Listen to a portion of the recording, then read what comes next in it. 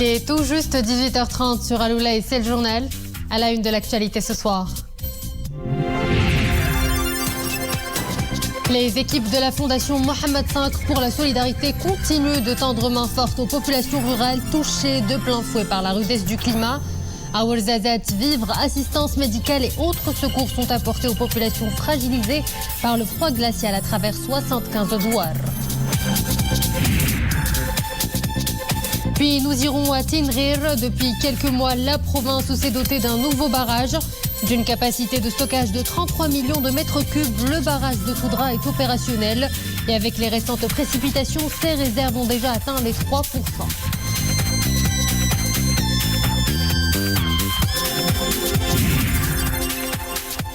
Le tourisme reprend des couleurs. Ouarzazate, la ville du cinéma, continue d'attirer en masse les touristes. Avec ses Qsba, ses oasis et ses vallées florissantes, le Hollywood du Maroc séduit tant visiteurs qu'investisseurs.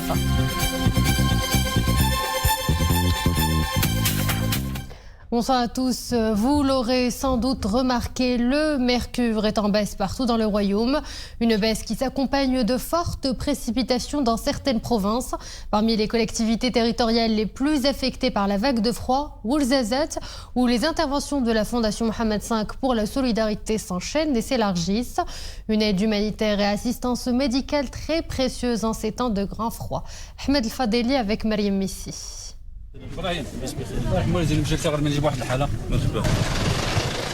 Commune Iminou, province de Ouarzazate. Cet ambulancier s'apprête à rouler au secours d'une personne malade. Et c'est sur un terrain des plus sinueux que les équipes médicales se lancent dans un contre-la-montre pour venir en aide à ce jeune homme grabataire à mobilité réduite. Transféré au centre médical, le patient est aussitôt examiné. Rien d'alarmant, rassure son médecin.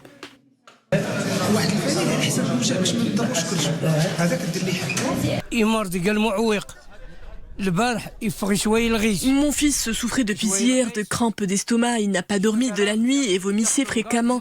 J'ai aussitôt alerté les équipes médicales de la Fondation qui ont dépêché en urgence une ambulance. On lui a prodigué les soins nécessaires, le médecin nous a fourni un traitement médicamenteux. Plus de peur que de mal, ce papa rebrousse chemin vers son douar, accompagné de son fils soigné. Au moment où d'autres consultations se poursuivent dans les différentes unités mobiles médicalisées de la Fondation, mises en place dans la commune. La neige a atteint 2 mètres de profondeur par endroits et nous encerclait de partout. Notre quotidien serait paralysé sans l'aide de Sa Majesté le Roi. Dieu merci, nous sommes bien approvisionnés en vivres avec un accès gratuit à différents soins de santé. Cette caravane nous est d'un grand secours. C'est notre planche de salut par ces temps de grand froid. D'autres cas nécessitent le déplacement à l'hôpital de Ouarzazate. Sur place, c'est la déléguée provinciale de santé qui veille en personne sur la prise de rendez-vous.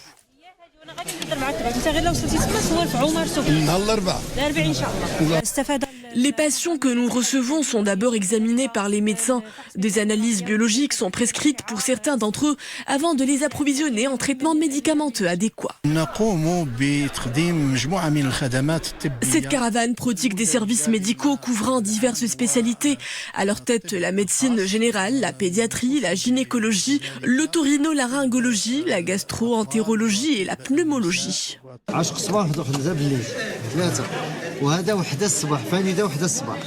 Des cabinets itinérants au plus près des plus fragiles.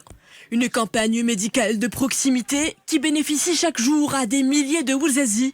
De quoi lutter contre l'enclavement des douars éloignés au moment où la météo n'annonce pas encore d'accalmie. Et ce week-end a été pluvieux, 76 mm de pluie enregistrés dans la seule province de Qnetra.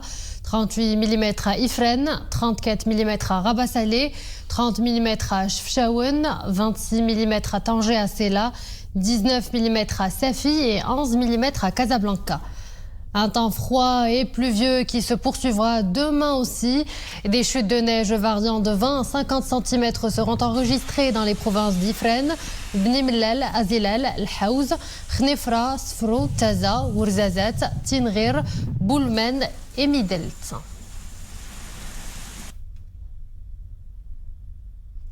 Des précipitations salvatrices qui n'ont pas tardé à revigorer les nappes phréatiques et les autres retenues d'eau à travers le royaume. Dans la province de Tinrer, le barrage de Toudra, mis en exploitation en octobre dernier, a vu ses réserves atteindre déjà les 3%. Sur place, Abdelmjid Hilaoui, Yassine Mourafek et le commentaire est de Myriam Missi. Du haut des versants sud du Haut-Atlas, au cœur des vallées oisiennes du bassin de l'Oued de Toudra, se dresse désormais un méga ouvrage hydraulique. Le barrage prend place au cœur de la commune Aït-Hani. Édifié en octobre dernier, cette retenue d'eau accueille déjà ses premières réserves. Cet ouvrage sera d'un apport précieux pour la population locale. Sa capacité de stockage avoisine les 33 millions de mètres cubes et servira entre autres à alimenter la région en eau potable. Destiné à la protection du site touristique des gorges de Toudra, le barrage devra également faire barrière aux inondations fréquentes que connaît la région à chaque intempérie.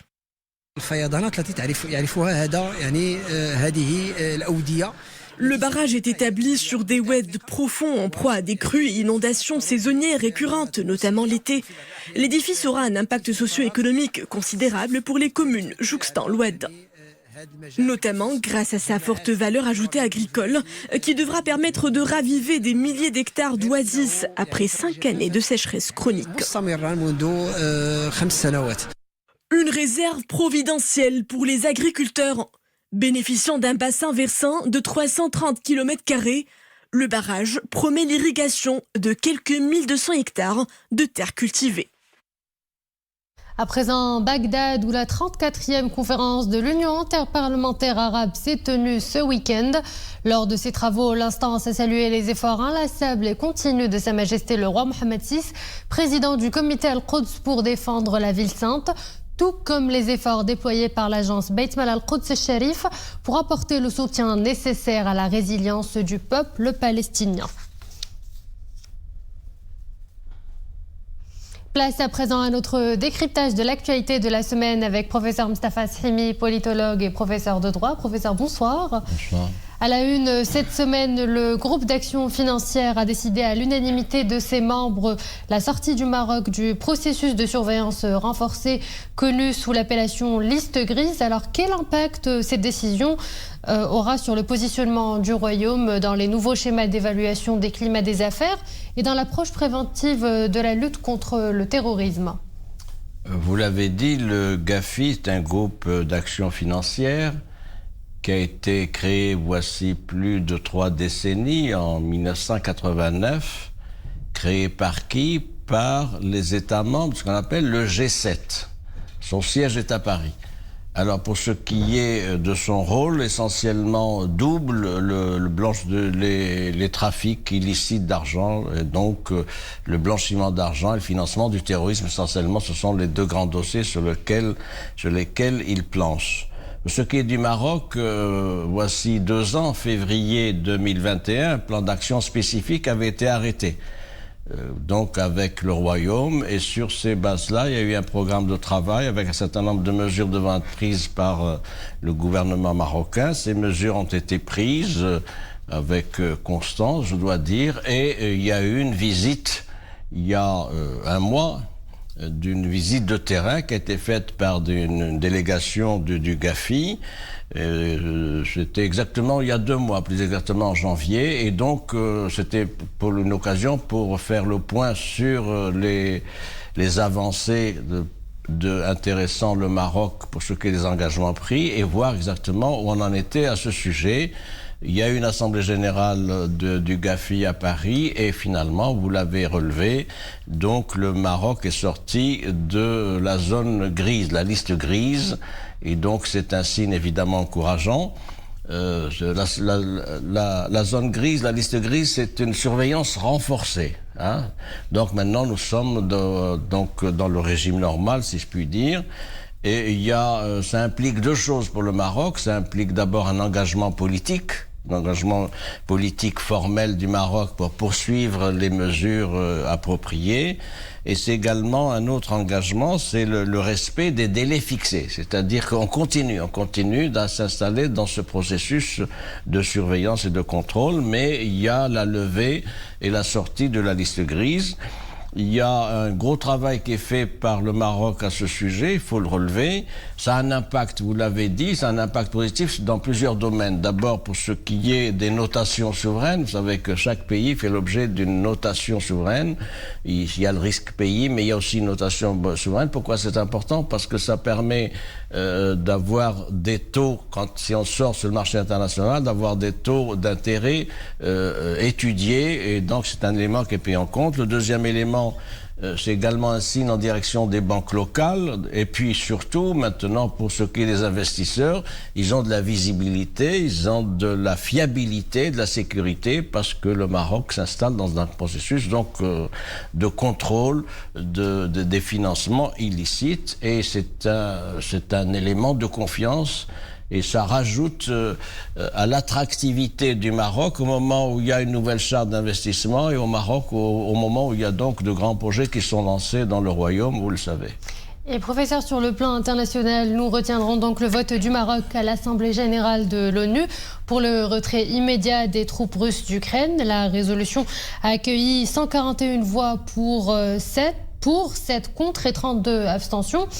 Que dit ce vote sur la position de Rabat au sujet du conflit en Ukraine qui dure depuis 1 an déjà? Alors, sur la position du Maroc à propos du conflit Ukraine-Russie, il y a deux éléments à prendre en compte. Il y a une évolution. Dans un premier temps, c'était la non-participation du Royaume au vote de l'Assemblée générale des Nations Unies. Ça a été le cas le 25 février donc de l'année dernière, où il y avait une résolution qui avait été prise. Le Maroc n'avait pas participé, mais il avait expliqué cette non-participation en indiquant, c'était un communiqué du ministère des Affaires étrangères marocain, qu'il était attaché à un soutien donc à l'intégrité territoriale et à l'unité nationale des pays. Donc c'est une position de principe. Il avait formulé également une autre position de principe, c'est son attachement au non-recours à la force et au règlement pacifique des conflits. Deuxième résolution à laquelle il n'a pas participé, c'était le 24 mars 2022, donc voici donc 11 mois. C'est une résolution qui était relative à l'arrêt des hostilités. Et donc le Maroc n'avait pas participé, c'était le Maroc qui n'avait pas à prendre parti. En revanche, il y a une évolution en octobre 2022 où le Maroc a voté oui à propos d'une résolution donc qui condamnait l'annexion de 4 régions ukrainiennes par la Russie.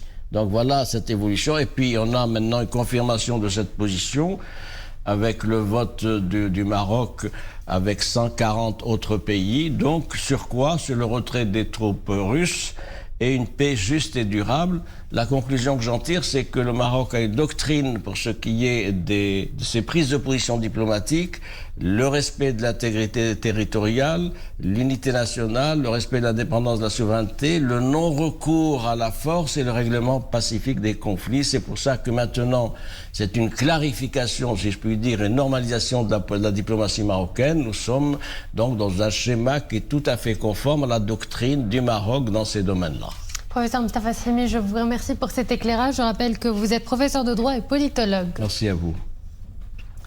En faisant vos courses, vous l'aurez certainement remarqué, une légère baisse des prix des produits se fait ressentir, fruit d'un effort continu des autorités de contrôle. Et justement, pour barrer la route à toute forme de spéculation, des patrouilles continuent de ratisser les marchés et souks hebdomadaires. Leur mission, passer au crible la qualité des produits mis en vente. Exemple dans le souk et point de vente d'Aroutar Oudant avec Abdel Fattah Zouine, Reda Labidi et Zakaria Mouqin Billah. Nous sommes dans l'un des marchés les plus fréquentés de Ouarzazate. Ce jour-là, les membres de la brigade de contrôle des prix arpentent les allées et interrogent les vendeurs. Il est question de s'assurer de la conformité des prix pratiqués et de la disponibilité des différents produits agricoles. Lors de ces tournées, nous évaluons l'approvisionnement des marchés. Il y a également le suivi des prix et la protection du consommateur en ce qui concerne le pouvoir d'achat et la sécurité des produits alimentaires.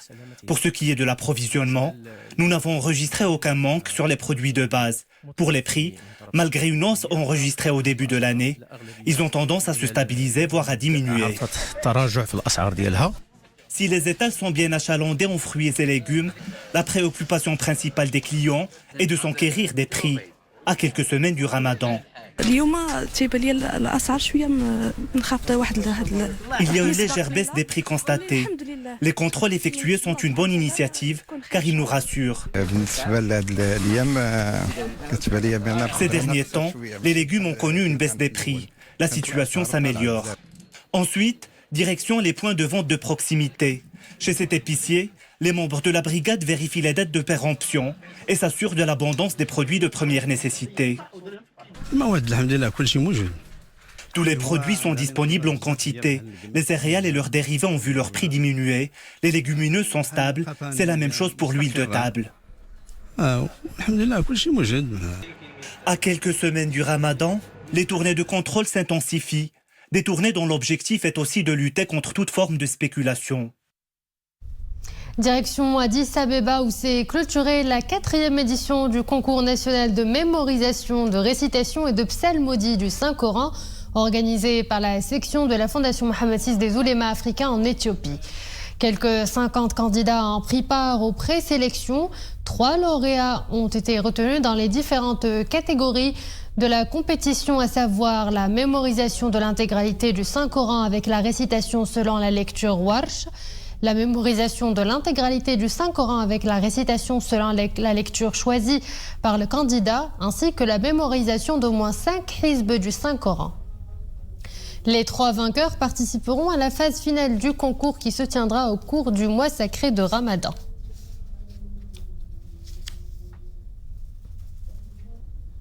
Faisant escale à Ouarzazate à présent, le Hollywood de l'Afrique, une réputation qui continue de drainer des touristes passionnés de découverte et de cinéma. La destination a tant d'atouts pour plaire, vous le verrez dans ce reportage de Mohamed Hassan Mskour et Da'amao, avec un commentaire de Zakaria Mouqin Billah. Un nouvel avion arrive à l'aéroport de Ouarzazate, en provenance de France. À l'accueil des visiteurs, des éléments de la gendarmerie royale pour les assister et les orienter. Le beau temps et le désir de dépaysement a convaincu ces touristes. Après 2 ans de léthargie en raison de la pandémie, l'activité touristique semble reprendre son élan. Le principal pour Ouarzazate, c'est de retrouver l'économie. Donc l'économie, c'est le tourisme, c'est le cinéma. Donc on espère que tout ça reprendra comme c'était avant. C'est une ville chaleureuse, c'est berbère, donc c'est pour ça que je viens là régulièrement. Voilà, depuis 20 ans maintenant.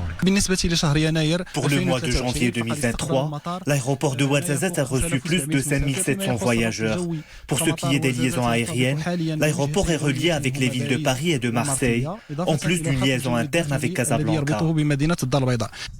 Une fois les formalités de transit effectuées, il est temps de partir à la découverte de la Perle du Sud. Première étape pour ces touristes, les studios de cinéma de la ville. Célèbres pour avoir accueilli de grandes productions internationales, ils sont un passage obligé pour les visiteurs de Ouarzazate. Vous avez entendu parler de Ouarzazate, notamment pour les décors de cinéma, entre autres. Et donc, on a réussi à venir les visiter aujourd'hui, indiqué par le guide du routard, par l'hôtel aussi, qui nous a dit que c'était à faire. Et on est arrivé ce matin, et vraiment, c'est extraordinaire. On est venu parce que, voilà, on voulait voir l'Atlas. Il y a une très belle vue sur l'Atlas. On voulait voir aussi Aït Benadou. C'est une casbah magnifique. Voilà, et Ouarzazate est très sympathique. On est arrivé hier soir. Voilà, on visite les studios de cinéma. Dans les semaines à venir, de nouvelles liaisons internationales seront lancées, avec Barcelone et Londres. C'est dire l'engouement croissant des touristes pour Ouarzazate, souvent point de départ afin d'explorer les richesses naturelles et touristiques du sud marocain. La course à pied, voilà une activité sportive qui veut vous du bien pour sensibiliser à l'importance de s'adonner à une activité physique régulière. La 21e édition de la course à pied de Casablanca était de retour ce dimanche sur la ligne de départ. plus de 800 participants de différentes régions du pays. Un parcours de 10 km remporté chez les messieurs par l'athlète marocain Hamid Boudir et du côté des femmes par Soumia Sanad. La manifestation joint l'utile à l'agréable en sensibilisant aux vertus du sport à tous les âges.